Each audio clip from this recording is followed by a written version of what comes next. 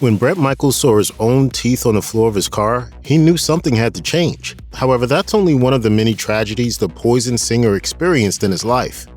Bret Michaels often felt sick when he was very young, and the cause was unknown, but to him it felt like he constantly had the flu. Then, on one fateful night, the situation became so severe that he could have died without seeking medical attention. In an interview with Yahoo Lifestyle, Michaels explained in more detail.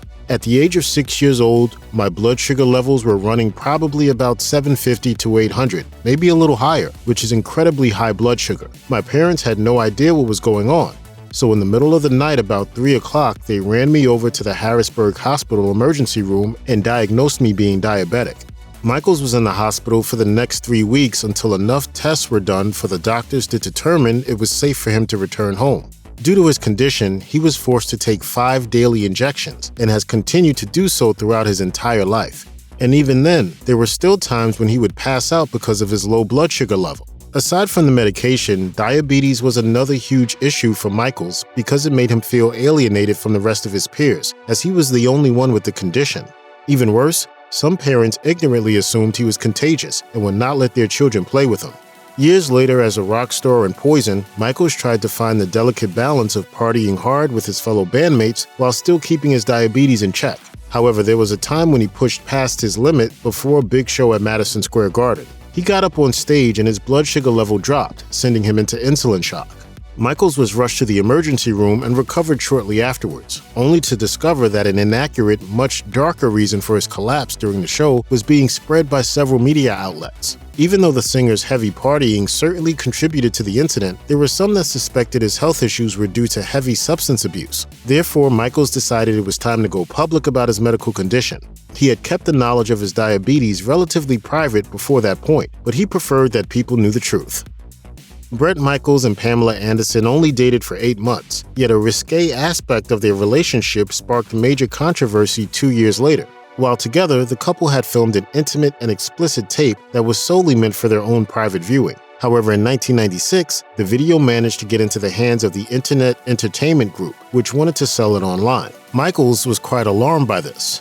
The vocalist told MTV News, "It makes no sense to me. I cannot figure it out. I have the original copy. I have it. No one's ever touched it. No one's ever gotten to it. I have it, period, end of story, and it's never gone out. So I'm anxious to find out who gave them this tape or a copy of this tape, and now they're forced to disclose it." Against accusations that the Poison frontman was just seeking more money or attention, Michaels was adamant that he not only made nothing from the tape, but had spent nearly $100,000 to keep it private. He explained how if he had really wanted publicity from it, he would have sold it on his own website rather than share the profits with anyone else. He strongly denied this was the case from his end, even questioning why Anderson didn't do more from her side to stop the release of the tape. Eventually, he was deeply angered to find out that a former security guard he employed had stolen the tape and attempted to sell it. In the mid-'80s, when Bret Michaels and his Poison bandmates made it to LA, it still took a few years for the group to find success. Until then, the band lived in absolute squalor at a rundown warehouse infested with pests that they just barely cleaned up to rehearse in. On VH1's Behind the Music, drummer Ricky Rocket admitted, "We'd sleep with the lights on because the cockroaches would get on you." When Michael's father came to visit, he was completely disgusted by the home his son and friends had chosen. But the members of Poison managed to get by in those difficult months and even attracted a large number of groupies who were not only willing to live in the converted warehouse, but also help the rock band in their time of need. In 2010, Bret Michaels suffered from a subarachnoid hemorrhage in the middle of the night without any warning whatsoever. The singer described the horrifying condition as one of the worst pains he had ever gone through in his life. While talking with Oprah Winfrey, he said, "It sounded like a small handgun went off in the back of my head. I had just come off having an emergency appendectomy 8 or 9 days earlier, and that's why I was home off the road. All of a sudden, I just started moving around and boom, there was this explosion. This is about 11 o'clock at night." The singer elaborated more on the incident, explaining how it felt like something had popped in his head. He described how it was more than simply a terrible headache, as it felt more like a migraine to the power of 10. Michaels described how he felt the explosion go off in his head, flowing from his temple all the way to the back of his skull. The rock star then quickly got out of bed and rushed to the emergency room as the pain continued to intensify to a level he had never experienced before. Michaels' agony was so severe that he did not even want to get out of the car once he reached the hospital, but a wheelchair was brought out and carried him to receive treatment. You know what happens to me in your life at that exact moment? What happens is I found more of a drive for life.